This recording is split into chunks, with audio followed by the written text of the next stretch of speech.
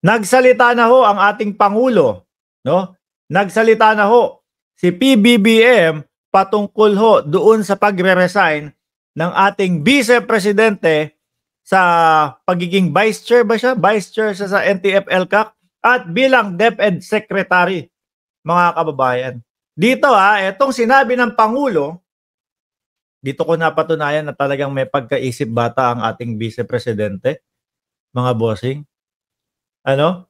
Biruin mo, pumunta daw ho sa kanya ang ating Vice President na maganda.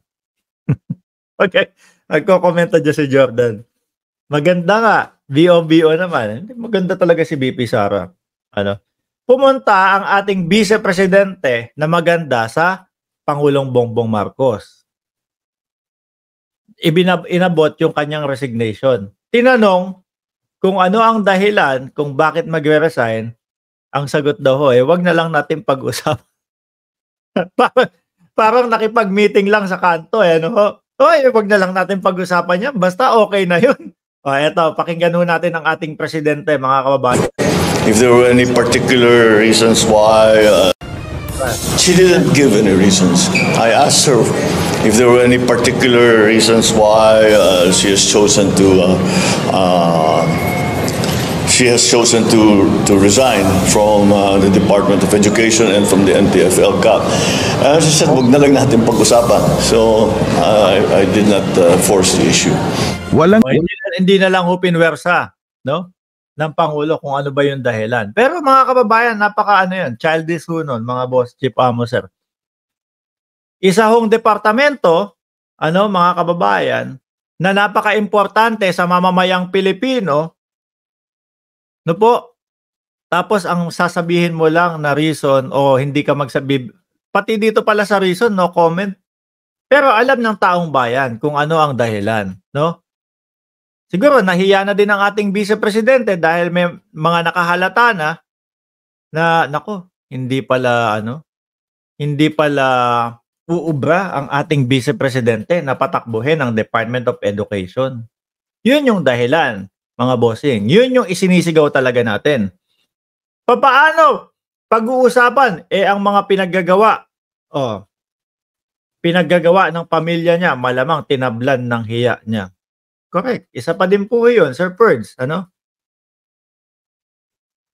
Kahit sa isang company, pag nag-resign ka, may resign ka, ilalatag sa letter mo, hindi pwede na wag lang nating pag-usapan. Parang ang kausap lang ni BP Sara, kumbaga kung sino lang. Wag na nating pag-usapan yan. Hayaan mo na, basta mag-resign ako, siguro, naintindihan na din ng ating Pangulo, mga bossing, na wala Medyo may pagkaisip bata ang Vice Presidente. Ibinigay na dahilan si Vice President Sara Duterte kay Pangulong Ferdinand Marcos Jr. sa kanyang pagbibitiw sa pwesto bilang kalihim na Department of Education at Vice Chairperson ng National Task Force to End Local Communist Armed Conflict o NTF-ELCAC. Ayon kay Pangulong Marcos, hindi na niya pinilit pa si VP Sara na sabihin ang rason ng kanyang Baka naman nagpapapilit pa ang ating Vice Presidente. Pilitin mo ko. Pero hindi, tama yung sinabi, yung isang komento. Tama yung isang komento na kapag ikaw nag-resign, lalo't-lalo na, napakalaking departamento yan, at the same time, napaka-importante para sa mamamayang Pilipino yan, kailangan ng kahit po isang maayos na paglalatag nung kung ano ang dahilan. Siguro inisip din ni BP Sara, alam nyo na naman kasi, bakit nyo pa ako tatanungin? Mahina nga, hindi ko kayang patakbuhin. Baka yun na lang ang inisip ng vice. Di ho ba? Tatanungin nyo pa ako, gusto nyo pang sa bibig ko manggaling na mahina at hindi ko kayang patakbuhin Maria Annalisa Dumagat, napaka-unprofessional. Kamo, isip bata. Kung magkaganon na isip bata, paano ho pagkapangulo? Paano kunyari merong mga tanong, merong mga kailangan malaman ang ating ibang bansa ho, mga kababayan, sa ating presidente kunyari. No, si BP Sara naging presidente. Paano niya sasagutin yung mga ganon? Joe Biden, wag na natin pag-usapan. Ganon na lang ho yun, mga kababayan, di ba? Parang mapapahiya naman ho tayo. Eh paano pa kaya si Baste niyan? Si Baste, ay ihigaan ka ng gano'n, no? Eh, Joe Biden, wag na natin pag-usapan yun. Tapos gaganan pa. Di ho ba, mga kababayan? Mapapakamot ka na lang sa ulo nito eh. Oh. Resignation. At dahil mahalaga ang iniwang posisyon ng Vice Presidente sa DepEd, agad siyang magtatalaga ng kapalit nito. So, no matter the change of leadership within the department, we still have to carry on. So, we are now, I will probably be able, I would like to be able to announce the appointment of the new DepEd Secretary by the end of the week. Magulat sila, no? Attorney Leni Robredo pala yung pinalit. Siguro magwawala yung mga DDS, mga bossing. Sa atin naman, sige, nakalaban sa politika, no? At alam naman natin na ginipit ho talaga nung nakaraang administrasyon. Eh bakit hindi natin subukan? Kasi napakaganda ng plataforma ni Attorney Leni Robredo pagdating ho sa sa edukasyon, mga kababayan. Marinette, hello Mark, late ang lola mo. Si Baste, may alam ba yun? Sabi mo ng mga DDS, matalino at hinog na daw ho. Si Baste Duterte. Ewan ko kung paano nila i-explain yun. Tuloy. Ayon pa sa Pangulo, nananatiling matatag ang Uniteam Coalition kasunod ng pagbibitiw sa gabinete ni VP Sara. Ngunit maaari niya itong magbago depende sa magiging deklarasyon ni Vice President Duterte sa darating na eleksyon. Depende lang kung ano yung positioning ni Inday Sara pagdating ng eleksyon. Siya ba ay nasa administrasyon o siya ba ay nasa oposisyon? That will be the only major. Wala, nasa posisyon po, Pangulo. Kasi administrasyon, mukhang umaayaw na sila sa administrasyon. Dahil doon sa kanilang mga pinaggagawa, mga bossing, kaya ganon, wala eh. Hindi na obra sa administrasyon. At mararamdaman ho nila yan dahil po ang suporta ng taong bayan o yung mga sumusuporta sa administrasyon, ayaw na sa kanila. Sa opposition naman po, ayaw din sa kanila, hindi sila tanggap. Dahil paano? Gustong mag-opposition, gusto sila agad yung muka ng opposition o sila agad yung leader ng opposition.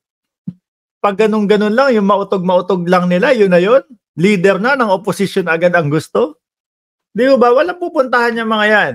Pogosisyon ang tawag, Pangulo. Determinant. But as the parties involved, pareho pa rin ang Uniteam. Hindi pa nagbago. Sinagot din ito ang usapin kaugnay ng posibilidad ng pagtakbo ng mag-aamal Duterte sa Senado sa darating na halalan, maging ang sinasabing presidential na si Baste, Ako mga kababayan, dito sa Duterte, na-realize ko nga tama yung sinabi ni Ping Lacson. Nako, yung mga yan, gusto lang mapag-usapan yan. Yung mga yan, gusto lang maagang mangampanya yan. Yung mga yan, gusto lang mamulitikan yung mga yan. Inuumpisahan niya na nila. No? At isa pa, na spekulasyon dito, mga kababayan, tinetest nila yung mga taong bayan. Kakagat ba ito sa Duterte? Sa Three Stooges or ayaw nila? Saka sila hahakbang doon sa sunod na hakbang nila. Kung ayaw sa kanila, wala magagawa. Kung maramdaman nila na gusto sa kanila ng tao, mga bossing, wala. Doon, uusad sila, pasulong doon sa agenda nila. Pero napakaaga lang po niyan para ika nga sa mga artista, mga kababayan, no? Positive or negative, kumbaga sisikat pa din ho sila, mga kababayan. Kaso hindi po applicable 'yon sa mga politiko. No? Hindi ho applicable 'yon sa mga politiko. Miski nga ho sa mga vloggers lang, mga kababayan Hindi applicable yung positive or negative. At least sisikat ako. Sa mga artista, okay lang 'yan. Negative yung lumabas, yung issue, sikat siya, sumikat. Pumutok ulit yung pangalan niya. Positive yung naging issue, pumutok yung pangalan nila. O, tuloy sa pag-artista, kukuhanin ng mga direktor, kukuhanin ng mga production para magtrabaho ulit kasi sumikat. Pero ho, mga kababayan, sa mga politiko, kahit nga lang ho sa mga vloggers mga kababayan ano? Hindi uubra yung negative publicity. Pag negative publicity, talagang tumatatak sa isipan ng taong bayan yan. Siguro naisip ng mga Duterte, total simula nung nagmautog tayo, negative na yung pagkakakilala sa atin ng mamamayang Pilipino. Sige, hayaan mo na yan. Tingnan natin. Basta ang importante, malaman natin kung ang taong bayan ba okay dito sa Three Stooges natin. Duterte, Duterte, Duterte. Ano ho? Yung mga digong nyo lang naman ang bumaligtad sa Uniteam, lumipat sila sa Uniteam para sa boto. Choose someone who really deserving, not Lenny Robredo. Sorry. Example lang naman ho natin yun. Oscar Buenaobra, 331 like. Sabi ni Sir Perds, Qatar. Sabi pa nga ni Bato, pag manalo daw ang tatlong Duterte, ipagpapatuloy daw ang laban kontra droga. Tingin nila makakapasok pa sila. Nako. Ano na yun kumbaga nakalapat na sa isipan ng mamamayang Pilipino yung naging laban kontra droga nila, mga bossing. Raul